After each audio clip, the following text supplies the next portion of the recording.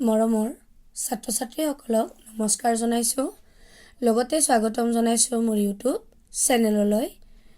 আজি ভিডিঅ'টিৰ বিষয়বস্তু হৈছে দ্বিতীয়মান শ্ৰেণীৰ পৰিৱেশ বিষয়। এই পৰিৱেশ বিষয়ৰ পাঠটিৰ নাম হৈছে বতৰ আৰু ঋতু। আগন্তুক যোৱাবাৰৰ ভিডিঅ'ত তোমালোকৰ মই এই পাঠটি পঢ়াই শুনাইছিলোঁ। এতিয়া মই এই পাঠটিৰ কিছু ভিতৰুৱা প্ৰশ্ন দিম, যি তোমালোকৰ বহুত সহায় আগবঢ়াব। মৰমৰ ছাত্ৰ ছাত্ৰীসকলে মোৰ ভিডিঅ'টি চাই ভাল লাগিলে ছাবস্ক্ৰাইব কৰিবা, লগতে লাইক শ্বেয়াৰ কমেণ্ট কৰিবা।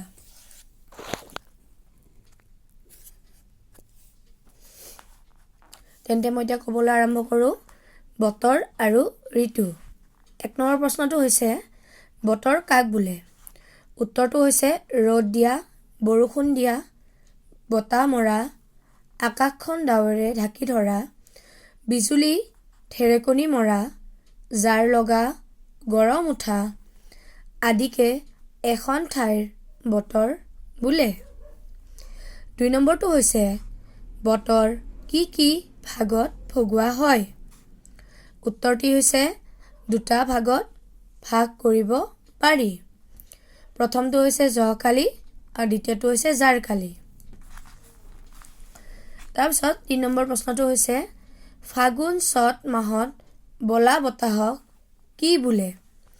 উত্তৰটো হৈছে পছোৱা বতাহ। ৪ নম্বৰটো হৈছে ঋতু কাক বোলে? উত্তৰটো হৈছে বছৰৰ একোটা সময়ত বতৰ একে ধৰণৰ হয়। এনে ধৰণৰ বতৰ বহুত দিন চলি থাকিলে তাক ঋতু বোলে। তাৰপিছত ৫ নম্বৰ প্ৰশ্নটো হৈছে ঋতু কেই প্ৰকাৰ আৰু কি? উত্তৰটো হৈছে ঋতু ৬টা। গ্ৰীষ্ম, বৰ্ষা, শৰৎ, হেমন্ত,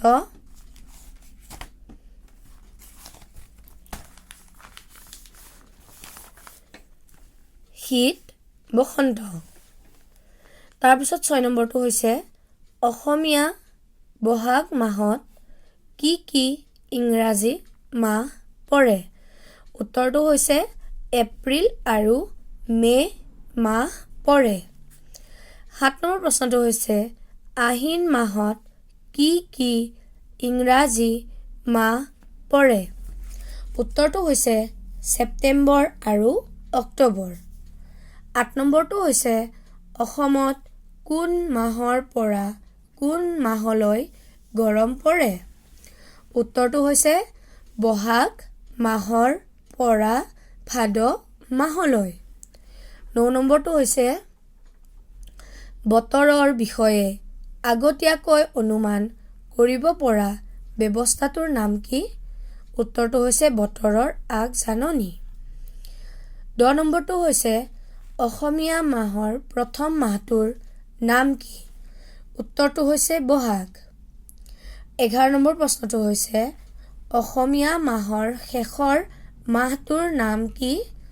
উত্তৰটো হৈছে চ'ত। আমাৰ লাষ্ট প্ৰশ্ন, শেষৰ প্ৰশ্নটি হৈছে ১২ নম্বৰ বতৰৰ আগজাননী ক'ত প্ৰচাৰ কৰা হয়? উত্তৰটো হৈছে ৰেডিঅ' আৰু টিভি। তেন্তে মৰমৰ ছাত্ৰ ছাত্ৰীসকলৰ আগত মই আজি বতৰ আৰু ঋতুৰ পাঠটি আগবঢ়ালোঁ। তোমালোকে এই ভিডিঅ'ৰ জৰিয়তে দিয়া প্ৰশ্ন উত্তৰসমূহ বহীত টুকি ল'বা, যিটো তোমালোকৰ বহুত সহায় আগবঢ়াব। তেন্তে মৰমৰ ছাত্ৰ ছাত্ৰীসকলৰ পৰা মই ইয়াতে বিদায় ল'ব বিচাৰিছোঁ আৰু ভিডিঅ'টি সমাপ্ত কৰিব বিচাৰিছোঁ। আজিলৈ ধন্যবাদ।